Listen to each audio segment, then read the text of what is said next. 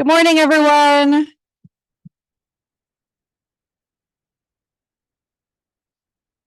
Good morning.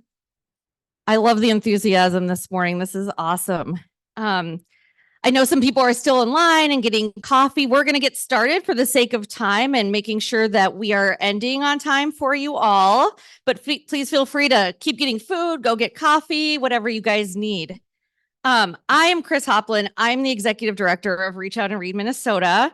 And it is it's so good to see a room totally full of people.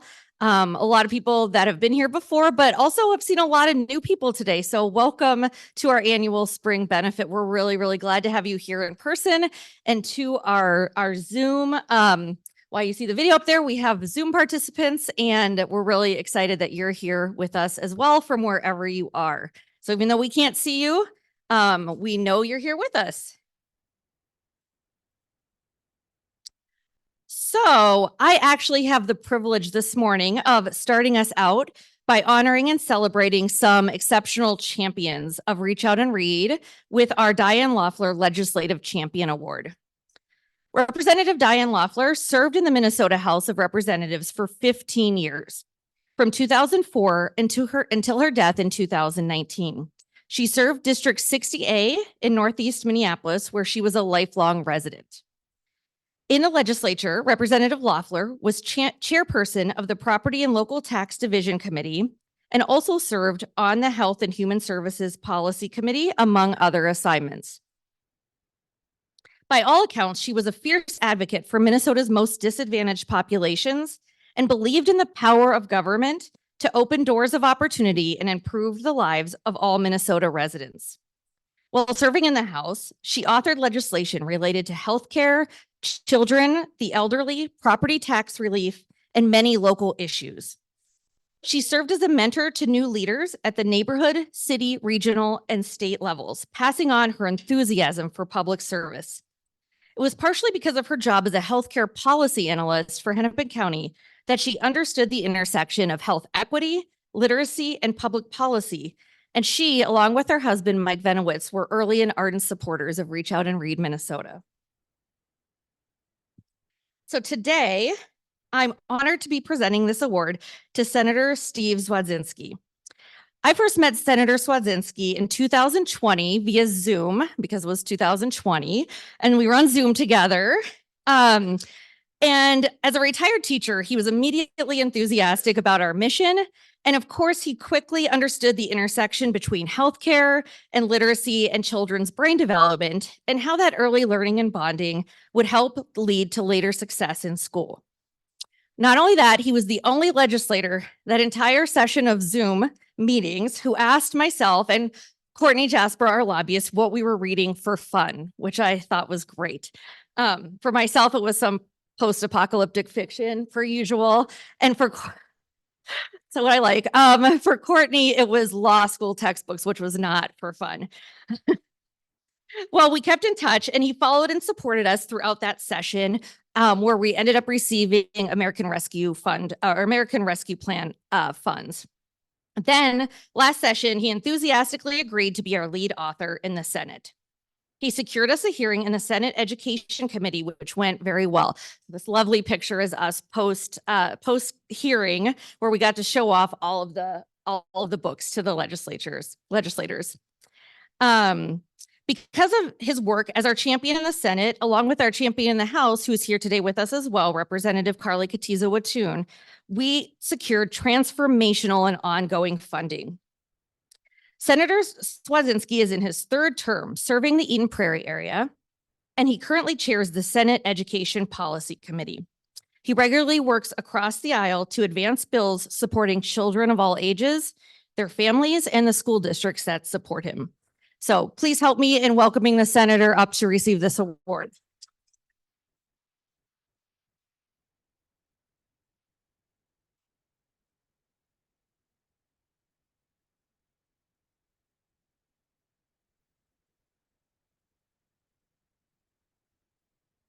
Thank you. I just have a couple brief remarks. Which is always interesting because my teachers in high school would always remind me that's enough remarks out of you, Steve. And But I just want to say two quick things. I do love asking people when I first meet them, what are you reading for pleasure? Because I think it's important. And what really I find not frustrating or disturbing, that's way too strong of a word, but what's interesting, I guess, is when people have to look down at the floor and it dawns on them they're not reading anything for pleasure currently. And I don't know what we can do collectively to make sure we're always reading something for pleasure, and that there's always a novel or a nonfiction book at our bedside. And I can't accept this award without telling you that Courtney and Chris, the adage, it takes a village. I know it's cliche, but it's so true. And if you ever get involved in anything at the Capitol, please don't say the sausage making process of how a bill becomes a law. To me, anyways, I know Otto von Bismarck compared lawmaking with sausage making, and that you should never watch it being made. But laws don't happen without people like Chris and Courtney who come to my office, who lobby, who testify, who help. And then there's all these people that draft the bills and do research on the bills, and the process of how a bill becomes a law 101 to me is like a skyscraper or a wedding cake or a symphony. And it's a beautiful process to behold, because from time to time, as each step along the way, fruition reveals a wonderful product like the hard work that you guys do. Thank you so much for this honor.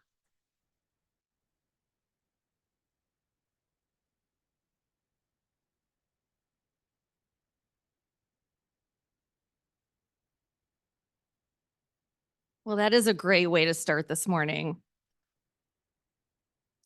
All right. Well, we would not be here today without the support of our many sponsors. So I want to start by just issuing a quick thank you to them. We have a few leadership partners in the room. First is All About Books, and they've been a long-term vendor for us. They also supply the books that are at your table this morning. So take a minute as you're sitting there to peruse through some of those, and post-event, these will all be shipped together and going off to a deserving clinic. So thank you to All About Books. Thank you to Children's Minnesota here in the front. To Primrose Schools of the Twin Cities. Last but not least, our leadership partner, Health Partners. And then we have some literacy partners here. So Best and Flanagan Law Firm, the Mayo Clinic, M Health Fairview, and Alina Health. Thank you all. And finally, a quick additional thank you to some of our supporters and our table host helping make this a success this morning. Thank you. Before I move on to some updates, just want to call out our staff and board members all around the room. We actually had 5 new board members join our board this January. That's the largest cohort of new board members we've ever had at once. We're really thrilled about that.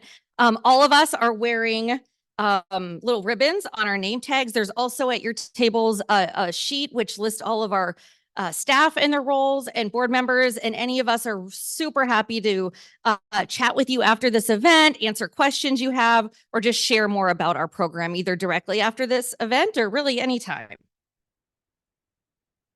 All right, I'm going to share a few updates. So in 2023, clinicians in our program distributed, in addition to guidance around literacy and sharing books, 660,000 culturally and developmentally appropriate books to families all over Minnesota. That, I know, it's huge.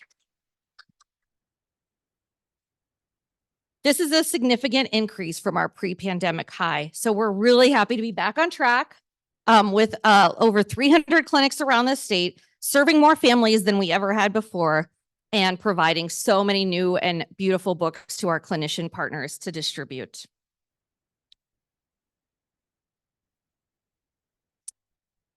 All right. So when we were here last year, we were cautiously optimistic about our bills in the Minnesota House and Senate that we just mentioned, but the legislature was still in session when we had this event, so we weren't completely certain what would happen. Well, as many of you are now aware, we were awarded $500,000 in that session to be paid out over 2 years through a grant from the Minnesota Department of Education. We're now in the base budget, so we don't have any guarantee that we'll continue to receive this funding in perpetuity.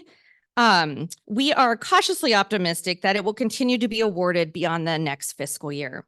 We're really grateful to both the legislature and to the Department of Education for recognizing the return on investment that our program provides for our youngest Minnesotans and recognizing the evidence base that we have that sets our program apart.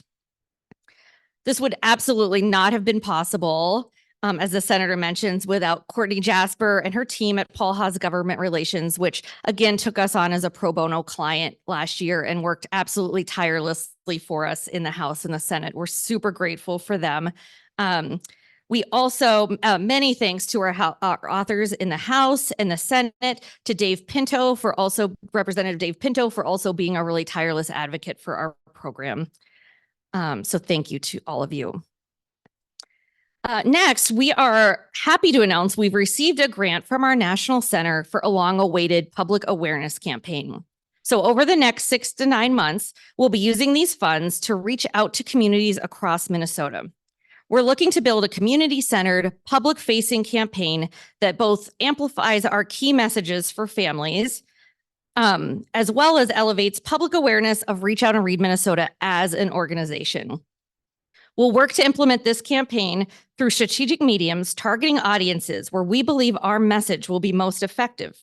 Primarily, we'll seek out low-cost media with significant exposure to our target populations, potentially including community radio stations in urban and rural areas, print and digital media that serve specific areas or communities, and transportation-based advertising, such as ads on local buses and trains. Our plan is to focus on media that will help us spread our messaging within communities of color, immigrant and refugee populations, Native communities, and underserved rural communities. One of the ways we hope to measure the impact of this campaign is to keep track of how many of our supporters we hear from that they've heard about the campaign or seen us. So if you see us around the latter half of the year, you hear us on the radio, we hope you will reach out to us and let us know. We'll be excited to hear from you. We have new staff this year. Our program coordinator, Eleanor, who I think is in this room somewhere, way in the back. Thank you. We're super excited to have a more robust staff than ever, thanks to hiring Eleanor as our program coordinator, which is super crucial because we have a lot of work to do around the state. Many of our clinics have been experiencing high turnover, even in this post-COVID environment. And we're also still catching up on the backlog of clinic visits that we have needed to do since pre-COVID. So with the right levels of staffing in place, we're able to do things like support clinic staff with one-on-one training. We're able to research books for our clinics, for example, clinics who may need books in very specific languages. We're able to keep up a very robust used book program with many thousands of gently used books going out to clinics for things like sick visits, siblings, and vaccination programs. All of our site visits that our staff do involve discussions with clinic staff about creating new literacy-rich clinic environments for kids and families. We've finally been able to bring back some of our pre-COVID materials, things like I mentioned with the gently used books that we have going out the door, and our bookmarks, which many of you have seen in the past, that have developmentally appropriate tips for different age groups and reading together and sharing books. But we've also been developing new sort of infection control friendly materials like laminated posters in different sizes, wall decals, library posters with the Hennepin and the St. Paul Public Libraries, and materials to remind our medical providers about ways to implement Reach Out and Read for each age group. These materials are all around the room, in the back and on the side. So feel free on your way out to stop by and see some of these materials. And if you're from a clinic and you'd like to receive some of these, let us know because we have some for you. So finally, I want to mention our Building Connections Begins at Birth initiative, or what we internally call BCBB.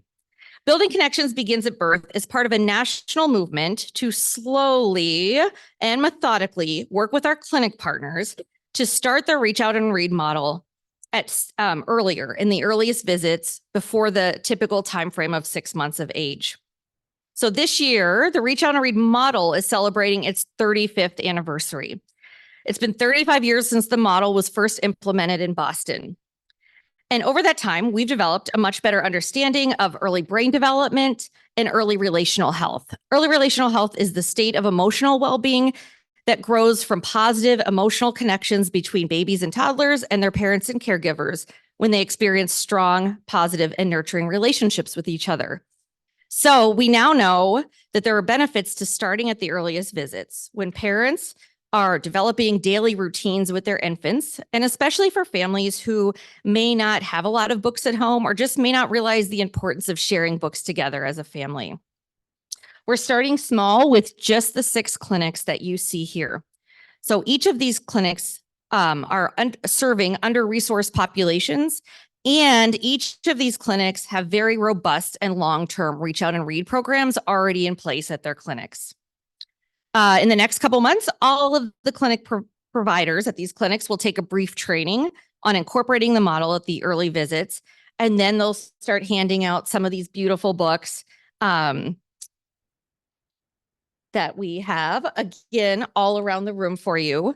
And they're specifically purchased for these early visits. So I think Janice just pointed, there's a table in the back with the books, all of the books that we've been purchasing for these clinics. So you can see them on your way out.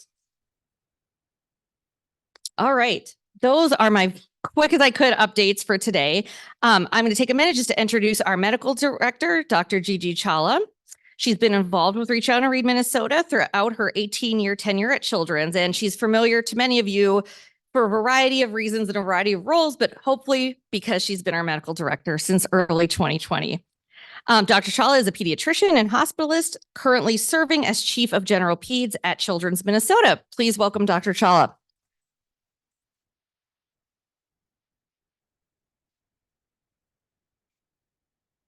Thanks, everyone. I forgot my phone in the car, and so I'm borrowing Crystal's phone so I can take a picture, because each year here I've been taking a picture standing from the podium. So thank you, Crystal.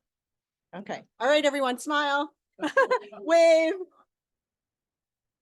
All right. Thank you.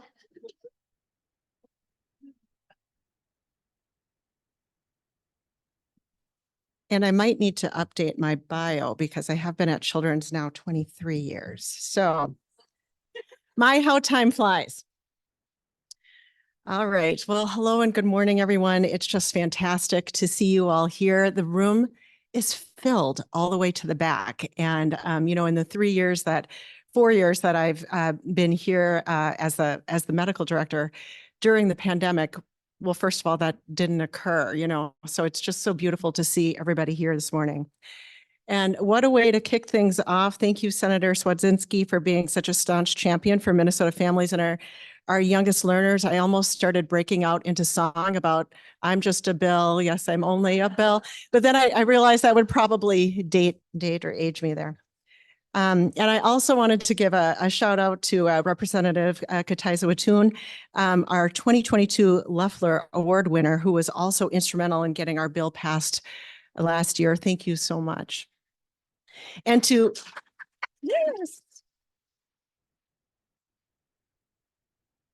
all of you amazing advocates here in this room, thank you. You all bring Reach Out and Read to life every day. So thank you, thank you, thank you.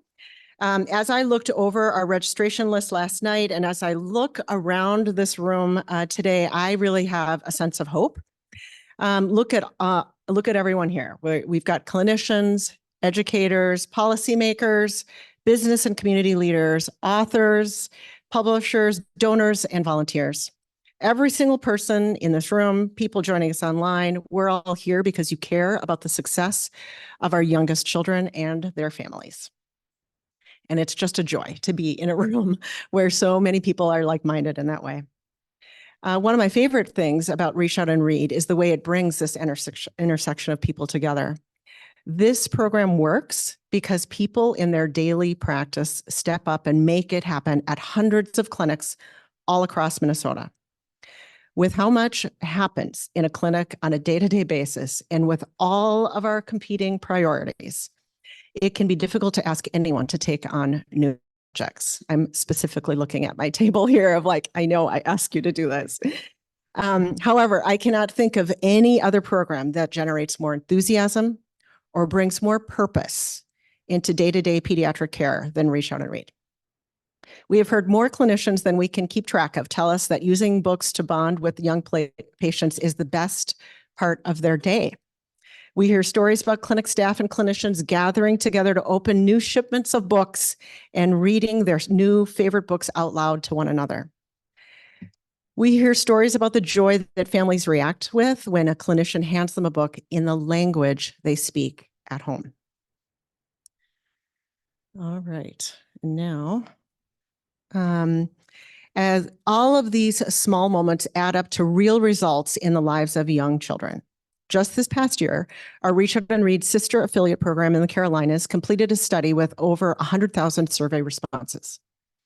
It showed that participating families were not only far more likely to read together, but also that families were responsive to their healthcare clinicians' guidance about early learning best practices. Participating families were 71% more likely to let their children turn pages while reading together. 57% were more likely to ask their children to identify the images that were in the book. And 26% were more likely to visit their local library. What we know is that all of these small and relatively simple things, turning pages, identifying images, going to your library, with repeated exposure over time, can drastically affect a child's developmental trajectory and ultimately the person they will grow up to be. So as we think about this year's theme, picturing our future, I want you all to just imagine for a moment what it would look like if we achieved these kinds of outcomes for every single small child in Minnesota. What would Minnesota's future look like if every child in every corner of the state were read to every day by their loved ones? And for me, that is what sounds really exciting. And now I'd like to honor one of these amazing people who goes the extra mile to make our Reach Out and Read program work. Someone whose consistent advocacy of our program at her clinic brings a future like this closer to fruition in her community every day. Our Gerald Gilchrist Medical Champion Award, named after one of Reach Out and Read Minnesota's earliest and most supportive advocates, Dr. Jerry Gilchrist, is given annually to a Reach Out and Read clinician whose exemplary personal and professional medical leadership has helped make delivery of the Reach Out and Read program all it can be in primary care pediatrics. And actually, what I am super proud of is that in the last 3 years of Gilchrist Award recipients, 2 of 3 awardees have been nurse practitioners. And 2 of 3 awardees have also had family practice specialties. And so it is clear to me that Reach Out and Read Minnesota has effectively reached the youngest Minnesotans through their clinician of choice. I am pleased to share with you that this year's winner of the Gilchrist Award is Susan Goodemote, a family practice nurse practitioner at Sanford Health in Mountain Lake, Windham. Sue received not just 1, but 3 very enthusiastic nominations from her staff and colleagues, each sharing what a champion she is for her young patients, the joy that she brings to her practice, and the dedication she brings every day to making our program happen for families in southern Minnesota. Sue is unable to join us this morning. However, she asked that the following statement be shared. Approximately 5 years ago, my first granddaughter had a well child visit with her pediatrician in Norway, Maine. When my daughter got home from her appointment, she had received a book from her pediatrician's office. I immediately thought, what a fantastic idea. When I arrived back in Minnesota, I decided to see if Minnesota had any similar programs. Sure enough, I discovered Reach Out and Read. I gathered some information about the program and completed 2 grant requests from the Odell Wind Foundation and the Mountain Lake Foundation. I received both grants and was able to purchase enough books to get our 2 clinics up and running with the Reach Out and Read program. I feel that there are many children in our 2 communities that otherwise may not have access to reading their own books. This is just a fantastic program. Unfortunately, I am unable to attend the ceremony this year as I am currently out east with my mother who is having some medical issues, but this is an honor to have been chosen for this award. Thank you.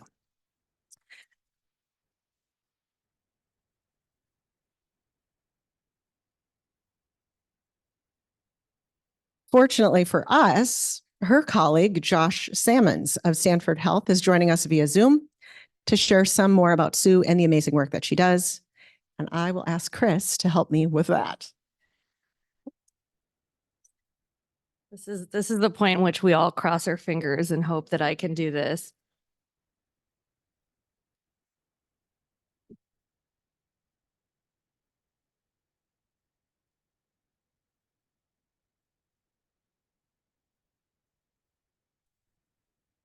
Josh, would you? Yes. Can you guys hear me? A little loud. So my name is Josh Salmons. I'm the clinic director for Windham and Mountain Lake Clinics. We are in Southwest Minnesota. And I just wanted to reiterate and say thank you for this program. It's awesome. With Sue receiving this award, I know that she would really, really like to be here, but is out east.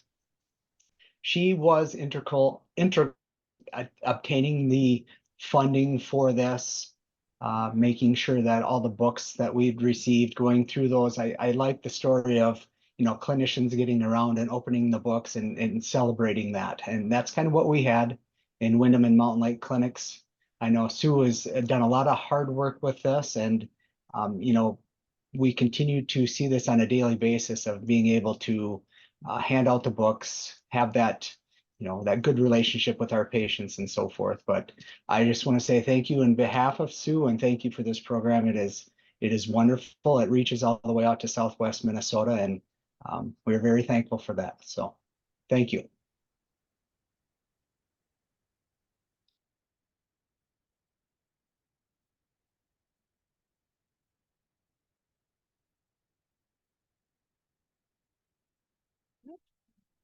Almost had. Okay.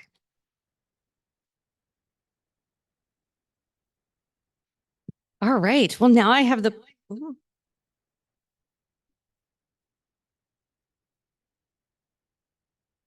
Okay. I knew it'd be something, but that could have been worse. So thank you, Gigi, for those remarks, and congrats again to Susan on this well-deserved award. I have the pleasure now of introducing our keynote speaker, Michael Hall. Michael Hall is the author and illustrator of the New York Times bestseller, My Heart is Like a Zoo, as well as the critically acclaimed Perfect Square, It's an Orange Aardvark, Red, A Crayon Story, and House Mouse, among many others. Many of you probably know many of these.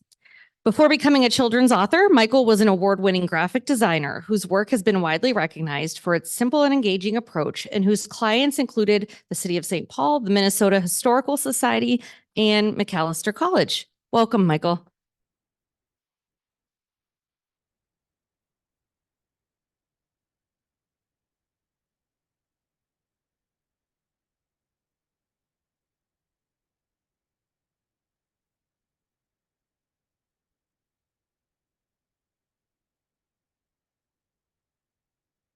Hello. Oh, did that work? Yeah. Great. Well, I want to thank John, who gave me my own handless microphone. I'm very soft-spoken, and I would have to be so close to the mic to be heard. So I appreciate that. And there's a chance I might leave with it. So if I could just have this on all the time, it would be great. But my name is Michael Hall, and I'm reading Knife by Salman Rushdie. Anyway, I want to thank Chris Hoplin and Liam Mackin for inviting me here today. I always enjoy talking about literacy, especially when it includes talking about pictures as well as words and their relationship. In elementary school, though, I hated picture books. I despised them, and I think that picture books hated and despised me back. As a dyslexic child, I was stuck reading picture books when all of my classmates had moved on to more advanced materials. And this was a source of great humiliation and embarrassment to me. But in spite of all of that, I loved writing, and even from a young age. And my favorite thing was doing writing, creative writing assignments in school. But eventually, I thought I was going to become a writer. But eventually, by the time I got to college, my dyslexia impeded my studies so much that I decided to move into the sciences, because that is an area where I have some aptitude, I have some interest, and my slow reading wasn't quite as much of a problem because very few people speed read an organic chemistry textbook. But then later I was working in different laboratories, deciding what to do for my my next degree after undergraduate. And I discovered a thing called graphic design, which for me was like writing, except with pictures instead of words. So I switched over to graphic design, and eventually my wife, Deborah Kelly, and I opened a graphic design office that specialized in visual identity, which is like creating trademarks for companies and organizations. And it was that work that eventually brought me back to writing, of all things, picture books.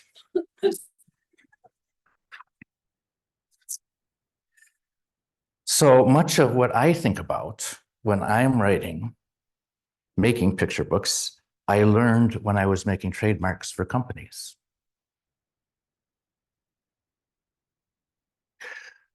That's me. So there are so many things about making these trademarks or logos and making picture books. Both involve simplicity and economy. One of the things, and being engaging, and one of the things, this is a pelican. I have the word misspelled, but bird there, so I can get away with making it not look that much like a bird. But I would never make a pelican that just looks like a pelican. I would try to find a pelican in a few interesting shapes, a few half circles, lines, and a dot. And here there is things, I always like things to be itself and also something else. And here is a letter Y that becomes a bird taking flight. Backwards, forward. Another thing about identity is that it's important that things are timeless, because you invest a lot of money in an identity and you don't want it to look old-fashioned after a few years. So you try to avoid trends. And one of the tactics I use is to use very, very simple, basic shapes and very simple, basic colors. And I do that in my picture books, and I do try to make my picture books timeless as well. Here is the text of this, the library name, suggests this very formal square, but in order to achieve that, I had to do a very informal thing that was a bit of a no-no, which is breaking the word Minneapolis into two places. And so it has this formal aspect and this very informal aspect. And there is this kind of ambiguity that we like to sort of have in things. So they, you can sort of move around thinking about it. But I was so excited that the librarians liked this, and they didn't poo-poo me for breaking Minneapolis. And I know that I've worked with a lot of libraries, and I know that they are not the sort of stuffy people that I thought when I was a kid, and I was afraid of librarians when I was a kid. But now I think the librarians are going to save our democracy. So I'm behind them all the way.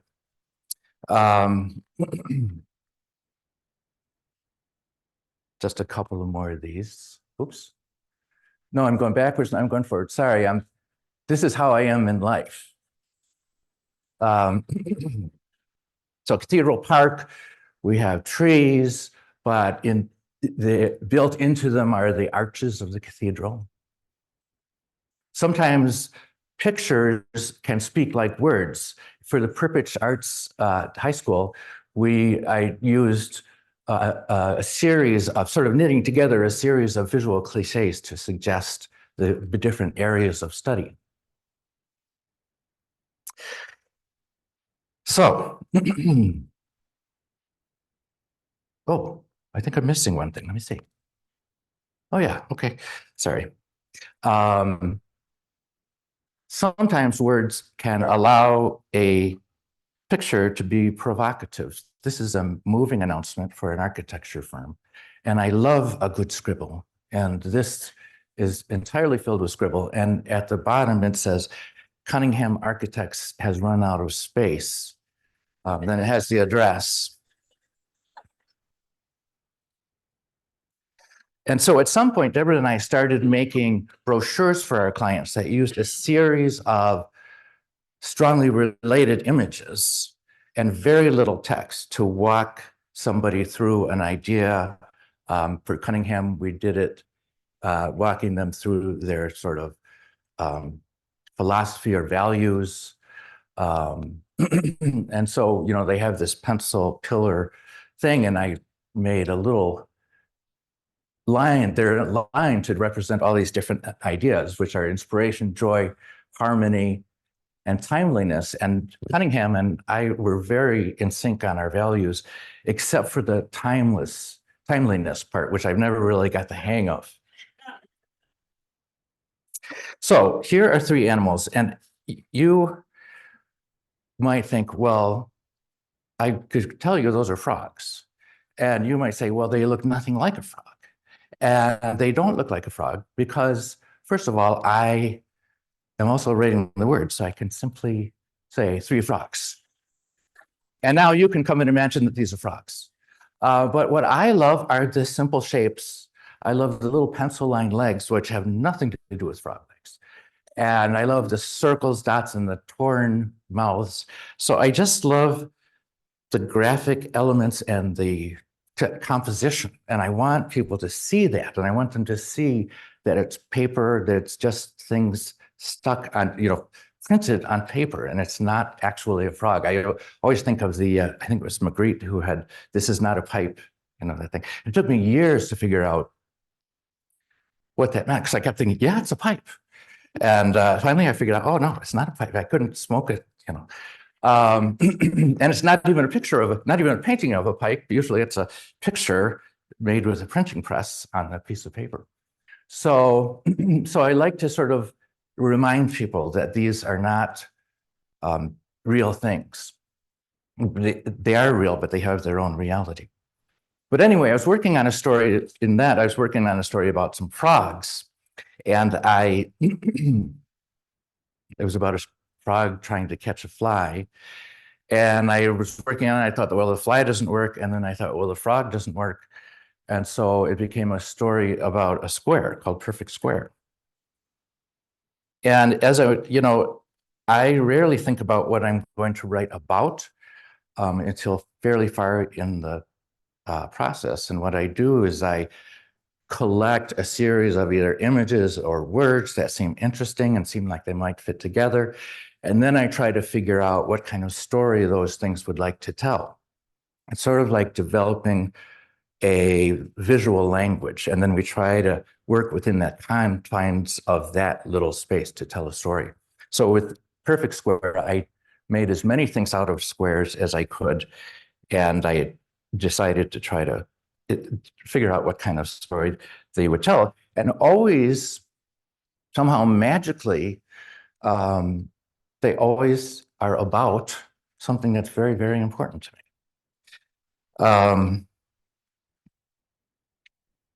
So I'm going to do a little Reader's Digest version. It was a perfect square. It had 4 matching corners and 4 equal sides. And it was perfectly happy. By the way, I was so worried that my publisher was going to tell me to put eyes on that, and they didn't. And I'm so happy because sometimes faces just take all the oxygen out of the room. They communicate so quickly. So I want people to see the shapes and not the emotion from the the thing itself, except for that smile.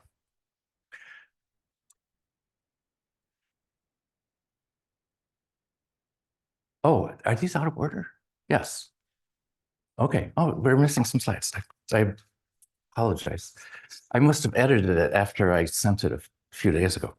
So anyway, so basically, the first thing is it gets poked full of holes and cut into pieces, and it becomes a fountain. And that's on Monday, and then on Tuesday it is shredded, and so it becomes a garden. And then the next day it's torn into strips and becomes a park, and it's shattered, it becomes a bridge, it's ripped into ribbons, and it becomes a river, and it's cut in half and crumpled, so it becomes a mountain. And so then on Sunday, nothing happens to the square, and its four equal sides now feel confining, and its four matching corners are rigid and cramped. So it made itself into a window.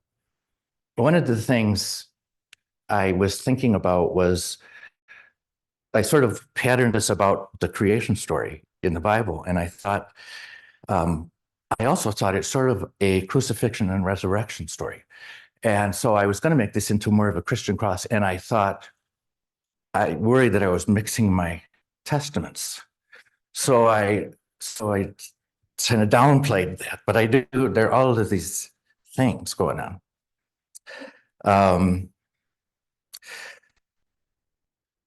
Let me see if I can get caught up. Okay. So the ending is, it made itself into a window that looked out on a mountain that gave birth to a river that was crossed by a bridge that led to a park that was home to a garden that had at its center a fountain that babbled and giggled and clapped. And oh, backwards again, forward. Okay, we're getting dizzy. As I said, sometimes we do, when Deborah and I were working, we would do sort of visual languages, but then we also had word languages where we would confine ourselves to a certain type of word. And so we had a client that was a Scandinavian bakery and cafe. And so we named them Finnish or Danish, sort of confining ourselves to words that also describe the countries. And since I am compelled to take every idea and just run it into the ground, we made posters. We speak Swedish and have it Norway. So thank you. Hold on. I'm doing a Marco Rubio here, if you recall.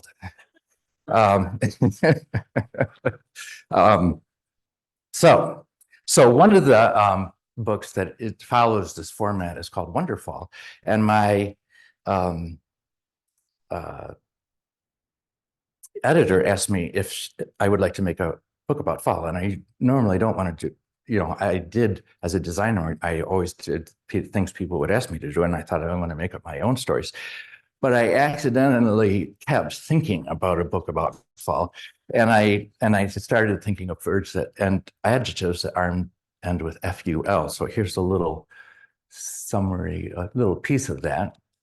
It goes peaceful, dutiful, plentiful, beautiful, eventful, frightful, thankful, delightful. And then, of course, the ending is snowfall. Cattail is another one like this, and I'm just going to read it very quickly, read a couple of pieces of it. But this is somebody called these leapfrogging homophones and homonyms, so that the noun in one page becomes the verb in the next page. So it goes something like this. And I wanted this to be about nothing. I just wanted it to be fun. But they flee as steer, They steer a plane. They plane a board.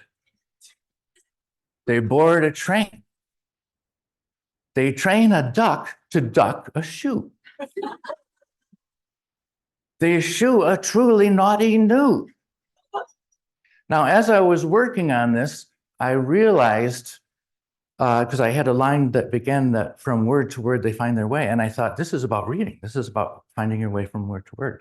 So since it was about reading, I had to have a picture of dyslexia, where everything gets into a jumble and they lose their way. Let's see.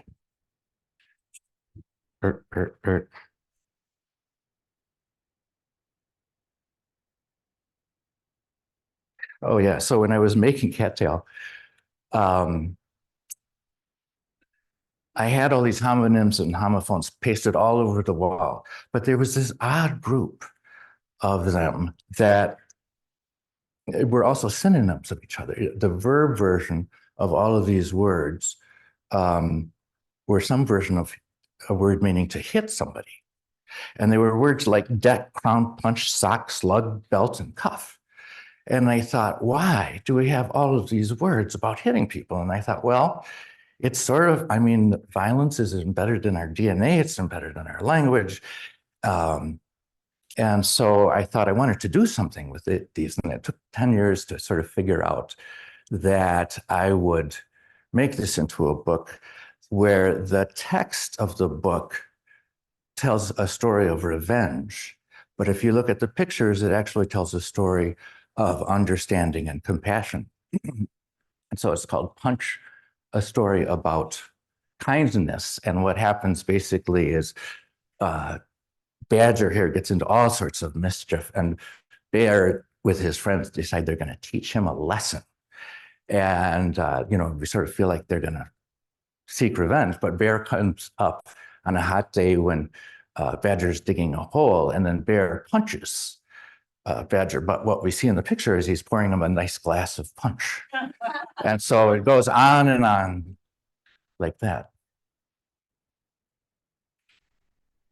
You know, I sort of feel like I do have to finish up pretty soon. I'm going to run past a few things if you don't mind, because I want to end on, Red, I should just say, Red, A Crayon Story, it's banned and challenged in all of the usual states, which I take as a source of pride that I'm offending the right people. And then skip through Frank and Crayon. Okay, so this is one of the little collections that I have. And I don't know what to do with it, but I thought, well, I could share it with you because it seems to me it's about written lines and drawn lines, and that a word can change the meaning of a picture, and a picture can change the meaning of a word. And then you add to that misspellings, mispronunciations, and a few kind of forced words, and you get this thing. And I've mercifully cut it back from its current length.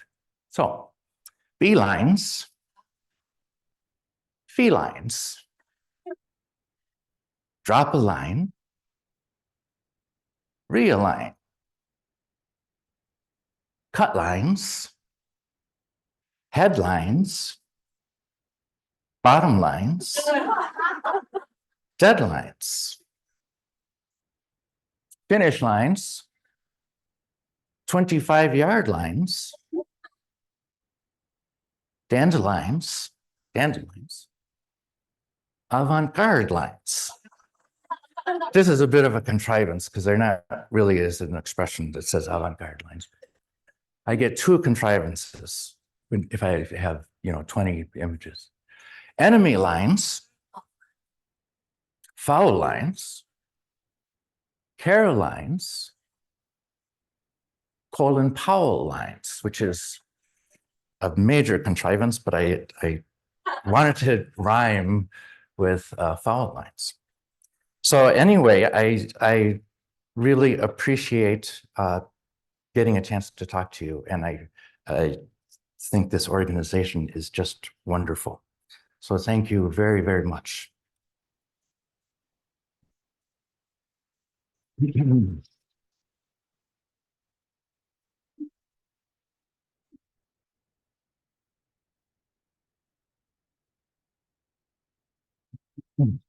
Thank you so much, Michael. That is just inspiring in a whole bunch of different ways. Hi, everyone. I'm Lauren Gilchrist. I am reading Between Two Kingdoms by Suleika Jaoud, and I'm going to now ask this question of everybody. So thank you, Senator Swedinsky, and thank you all for being here. I want to say that it is so inspiring at a time in the world that can be so fraught. Coming here each year and seeing all of the people who stand together in the interest of building better brains through books is a source of joy and pride for me and for my family. And I also want to just take a moment to thank Chris and to thank the team at Reach Out and Read, because they are the ones who are making this mission happen. So let's just all give them a round of applause.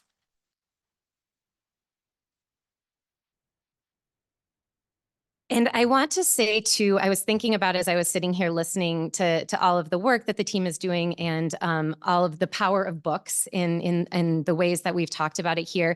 And one of the things that I think is so important for us just to take a moment to reflect on and think about our role in this organization is how the simple act of giving a book to a child in a pediatric setting helps counteract the phone and the screens. And screens are so pervasive everywhere. And we really, really take for granted how powerful this simple, beautiful mission is. And so the reality is there are still thousands of kids across this state. We have grown this organization, but there are so many kids who don't have access to this program and don't have access to books. And so that's where you all come in. And one of the great things about a small but mighty organization like this is that every donation matters. So we are very happy to have at your table a QR code here, and also folks that will be outside. And if everyone can just take a minute and think about what would be a meaningful contribution for you, if you are comfortable making a contribution today, your support can help us make sure that clinics that really want this program, but don't have the support, the infrastructure, or the resource to buy the books, that we can make it happen. And our incredible team here at Reach Out and Read can make it happen. So thank you for taking the time to be here, to learn about this mission. And I'm going to go and find paper and start exploring too with lines and paper and that sort of thing. And just remembering that books are not just, a piece of paper, but they're a window into so many things. And so thank you all for being a part of this mission and for contributing. And thank you to the Reach Out and Read team again for making this all possible. Have a wonderful morning.